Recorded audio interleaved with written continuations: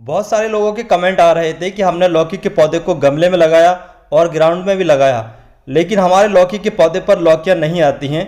तो दोस्तों, लौकी के पौधे पर लौकियां क्यों नहीं आती हैं, इसके अलावा 1G 2G 3G कटिंग क्या है, या फिर लौकी के पौधे पर जो फूल आते हैं वो फल में कन्वर्ट क्यों नहीं हो पाते। लौकी के पौधे पर फूल तो बहुत सारे आते हैं लेकिन लौकियां नहीं बन पाती। इसके अलावा लौकियां आने लगती हैं तो लौकी छोटी छोटी काली पीली होकर के गिर जाती हैं पॉलिनेशन की कमी की वजह से। पॉलिनेशन क्या होता है, हेल्थ पॉलिनेशन कैसे करना चाहिए, इसके अलावा लौकी के पौधे पर 3G कटिंग करके कैसे ढेरों लौकियां पाएं, आज की इस वीडियो में हम आपको पूरी कंप्लीट इन्फॉर्मेशन देंगे, इसलिए आप वीडियो को शुरू से लास्ट तक जरूर देखें। इसके अलावा आज की इस वीडियो में हम आपको बताएंगे ऑर्गेनिक तरीके से आप लौकी के पौधे में कौन सा फर्टिलाइजर इस्तेमाल करें और कब कब आपको फर्टिलाइजर इस्तेमाल करना चाहिए।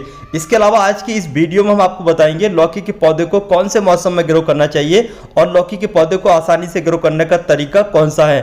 तो अगर आप चाहते हैं इन सभी बातों के बारे में जानकारी प्राप्त करना तो आज की इस वीडियो को कंप्लीट देखने के साथ आज अगर आप हमारी ये वीडियो फेसबुक पर देख रहे हैं तो हमारे पेज को लाइक, अगर यूट्यूब पर देख रहे हैं तो हमसे जुड़ने के लिए हमारे चैनल को सब्सक्राइब जरूर कर लें।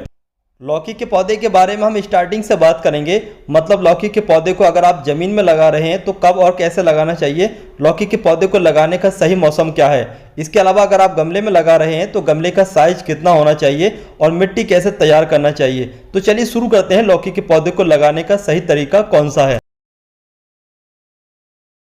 अगर हम बात करें ग्राउंड में लौकी के बीज को कैसे लगाना चाहिए, तो ग्राउंड में लौकी के बीज को कैसी भी मिट्टी में आप कैसे भी लगा सकते हैं। सिर्फ मिट्टी के अंदर 1 इंच गहरा बीज को लगा दें, बीज आसानी से ग्रो हो जाएगा।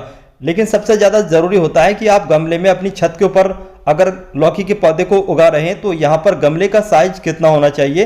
तो अगर आप गमले में लौकी के पौधे को उगाना चाहते हैं तो गमले का साइज 24 इंच होना चाहिए एक लौकी के पौधे के लिए। लेकिन अगर आप एक से अधिक लौकी के पौधे लगा रहे हैं तो उसके लिए आप बड़ा सा ड्रम लें, जैसे कि यहाँ पर हमने एक बड़ा सा ड्रम ले रखा है। इस ड्रम में हम 3 से 4 पौधे आसानी से लगा सकते हैं। इस ड्रम में हमने 3 दिन पहले अच्छे तरीके से मिट्टी को रेडी करने के बाद भर दिया था और भरने के बाद अच्छे तरीके से पानी दे दिया, जिससे कि पौधा लगाने के बाद में पौधा अपनी जगह से इधर उधर ना हो जाए और मिट्टी बैठ ना पाए। पहले ही अगर आप मिट्टी भरने के बाद पानी दे देते हैं तो जो मिट्टी जितना बैठनी होती है इतना बैठ जाती है और बाद में पौधा लगाना आसान हो जाता है। इसके अलावा अगर हम बात करें, इसमें हमने जो मिट्टी तैयार करने के बाद भरी है, इस मिट्टी को हमने कैसे तैयार किया है।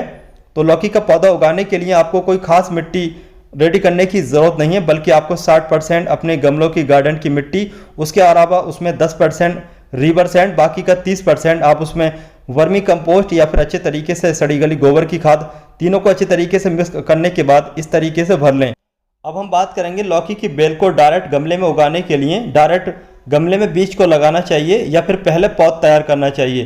तो दोस्तों, यहाँ पर मैं आपको एक बात बता दूँ, लौकी को साल में 2 बार उगा सकते हैं, रेनी सीजन में और लास्ट फरवरी से लेकर के लास्ट अप्रैल तक। इस दौरान आप कभी भी पूरे साल लौकी उगा सकते हैं। अगर आप गर्मी के मौसम में लौकी खाना चाहते हैं तो आपको लास्ट फरवरी से लेकर के लास्ट अप्रैल तक इस तरीके से पहले पौध को तैयार करना होगा और इस तरीके से पौध को तैयार करने के बाद में गमले में ट्रांसप्लांट करना होगा। सर्दी के मौसम में आपको इस तरीके से पौध तैयार करना पड़ती है, तभी आपके लौकी की बेल तैयार हो सकती है गर्मी में लौकी खाने के लिए।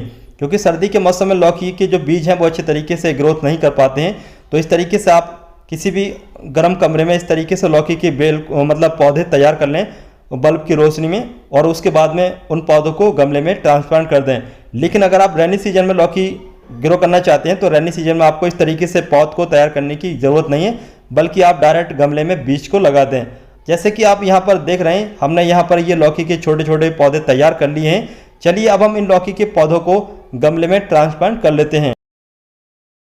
लौकी के पौधे को गमले में ट्रांसप्लांट करने के लिए यहाँ पर हमने एक बड़ा सा ड्रम ले रखा है, जैसे कि हम आपको पहले ही बता चुके हैं।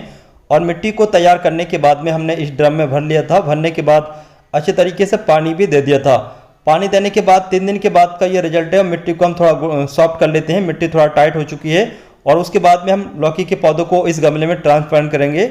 इसके अलावा यहाँ पर एक बात का ये जानना जरूरी है, लौकी के पौधों को अच्छे तरीके से ग्रो करने के लिए आपको ऐसी जगह पर ड्रम या फिर पोट को रखना चाहिए जहाँ पर डायरेक्ट पूरा दिन की धूप आती हो। पूरा दिन की धूप मिलना बहुत ही ज़रूरी है लौकी के पौधों को उगाने के लिए। हमने यहाँ पर एक गड्ढा कर लिया है और गड्ढा करने के बाद में लौकी की इस सीडलिंग को इस गमले में ट्रांसप्लांट कर लेंगे। यहाँ पर हमने इस मतलब जो प्लास्टिक का गिलास है इस तरीके से चाकू से काट लिया है और चाकू से काटने के बाद में इस छोटे से पौधे को रूट बॉल सहित बहुत ही आराम से निकाल लेंगे, जिससे कि रूट बॉल टूटना न पाए। ध्यान रखें, आपको जब पौधे की इस तरीके से सीडलिंग तैयार करनी है तो रूट बॉल का खास तौर से ध्यान रखना है, रूट बॉल नहीं टूटना चाहिए। अगर रूट बॉल टूट जाएगा तो आपका पौधा खराब हो सकता है। ये काफ़ी बड़ा ड्रम है, तो इस ड्रम में हम कम से कम 4 लौकी के पौधे लगाएंगे। लौकी के पौधे को लगाने के बाद अच्छे तरीके से पानी देना चाहिए, जिससे कि लौकी के पौधे की जड़ें अच्छे तरीके से मिट्टी से चिपक जाएं और उसके बाद में लौकी का पौधा अच्छे तरीके से ग्रोथ करने लगे।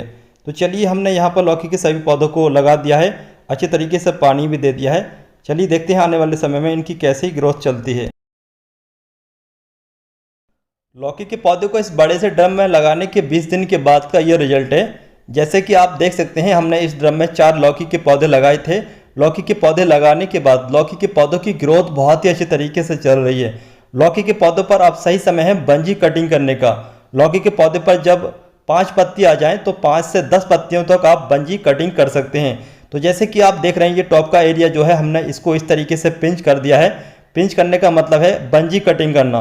तो बंजी कटिंग करने के बाद में नीचे वाली साइडों से 2 से 3 नई नई ब्रांचेस निकलनेगी, नई नई जर्मिनेशन स्टार्ट होगी, उसको बोलते हैं 2G कटिंग। अगर हम इसको कट नहीं करते यहाँ से तो इस पर मेल फ्लावर आते। जब मेल फ्लावर आते तो लौकियाँ आने का सवाल ही नहीं उठता। तो जब तक कि साइड ब्रांचेस नहीं निकलेंगी, जब तक कि सेकंड जनरेशन स्टार्ट नहीं होगी, तब तक फीमेल फ्लावर नहीं आएंगे। सेकंड जनरेशन यानी कि जो साइड ब्रांचेस निकलती हैं उस पर ही फीमेल फ्लावर आते हैं, यानी कि लौकियाँ लगती हैं। आने वाले समय में इस पर हम 2G कटिंग भी करेंगे। अब हम आपको दिखाएंगे, अगर आपने ज़मीन में पौधा लगा रखा है तो ज़मीन में लगे पौधे पर कैसे आपको बंजी कटिंग करना चाहिए या फिर 2G कटिंग करना चाहिए।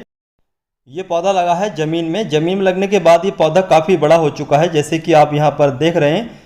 इस पौधे पर कम से कम 10 पत्तियों से ज़्यादा पत्तियाँ आ चुकी हैं और हमने अभी तक इस पौधे पर कोई भी बंजी 2G कटिंग नहीं की है। और इसके अलावा इस पौधे पर फूल भी काफ़ी सारे आ रहे हैं, लेकिन लौकियाँ नहीं आ रही हैं। तो अगर हमने इस पर बंजी कटिंग पहले ही कर ली होती 4 से 5 पत्ते आने के बाद, तो इस पर सेकंड जनरेशन स्टार्ट हो जाती। जब सेकंड जनरेशन स्टार्ट हो जाती तो आने वाले समय में इस पर लौकियाँ भी काफ़ी सारी लगती। तो इस तरीके से काफ़ी सारी पत्तियाँ इस पर आ चुकी हैं। चलिए अब हम इस पर भी बंजी कटिंग कर लेते हैं। बंजी कटिंग करने के बाद सेकंड जनरेशन स्टार्ट हो जाएगी, यानी कि साइड ब्रांचेस निकलना शुरू हो जाएंगी। जब साइड ब्रांचेस निकलना शुरू होंगी तो उस पर फीमेल फ्लावर आना शुरू हो जाएंगे। और ये जो मेल फ्लावर हैं, इन्हीं मेल फ्लावर की मदद से जो फीमेल फ्लावर हैं उन पर पॉलिनेशन होगा और पॉलिनेशन होने के बाद में जो छोटे छोटे लौकियाँ हैं वो धीरे धीरे फल में कन्वर्ट हो जाएंगी।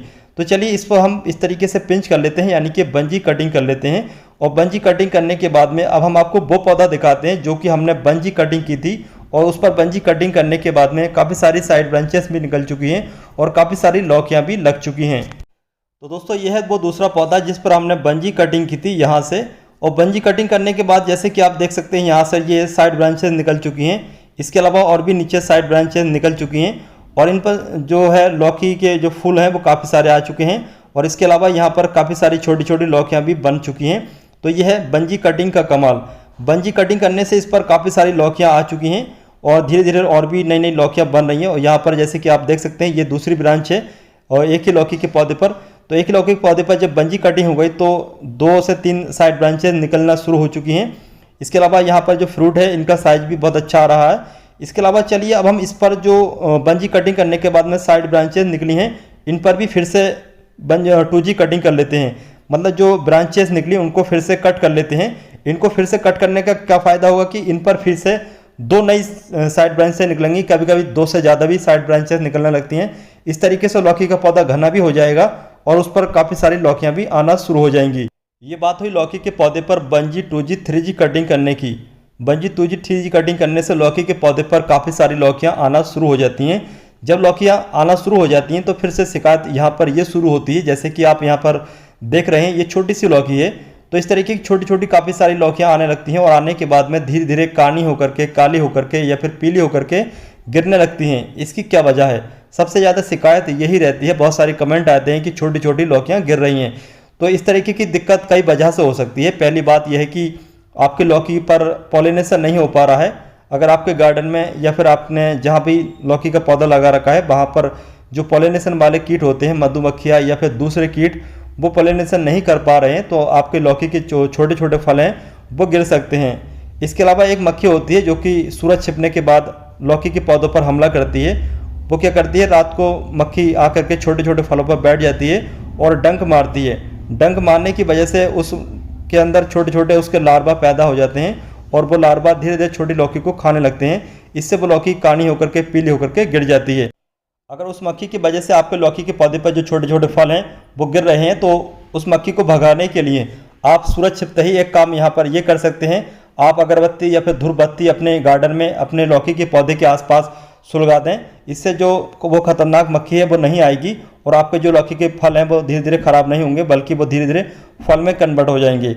इसके अलावा अगर पॉलिनेशन की कमी से फल गिर रहे हैं तो यहाँ पर एक काम ये किया जा सकता है, 5 ml आप 1 लीटर पानी में अच्छे तरीके से शहद को घोल लें और शहद को घोलने के बाद अपने लौकी के पौधे पर अच्छे तरीके से उसका छिड़काव करें हर 7 दिन।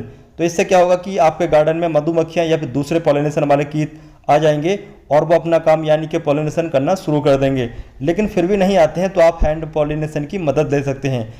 हैंड पॉलिनेशन 2 तरीके से किया जा सकता है, बुरश की मदद से और इस तरीके के फूल की मदद से। तो ये है मेल फ्लावर। मेल फ्लावर को हम जो फीमेल फ्लावर है उसके अंदर टच करेंगे और उसके बाद में वो फीमेल फ्लावर धीरे धीरे फल में कन्वर्ट हो जाएगा। तो फल में कन्वर्ट करने के लिए या फिर टच करने के लिए, हैंड पॉलिनेशन करने के लिए इस तरीके से जो मेल फ्लावर है उसकी सारी पंखड़ियों को हटा दें और पंखड़ियों को हटाने के बाद उसके बाद में आपको दूसरा फूल देखना है, मतलब फीमेल फूल देखना है। तो जैसे कि ये फूल है फीमेल, इस फीमेल फूल के अंदर हम जो हमने मेल फ्लावर की पंखड़ियाँ हटाई हैं उसको टच करेंगे। तो इस तरीके से टच करने के बाद धीरे धीरे ये फल में कन्वर्ट हो जाएगा, यानी कि पॉलिनेशन होने के बाद धीरे धीरे ये फल में कन्वर्ट हो जाएगा, सूखेगा नहीं। तो इस तरीके से एक ही फूल की मदद से आप काफ़ी सारे फीमेल फ्लावर में ये पॉलिनेशन कर सकते।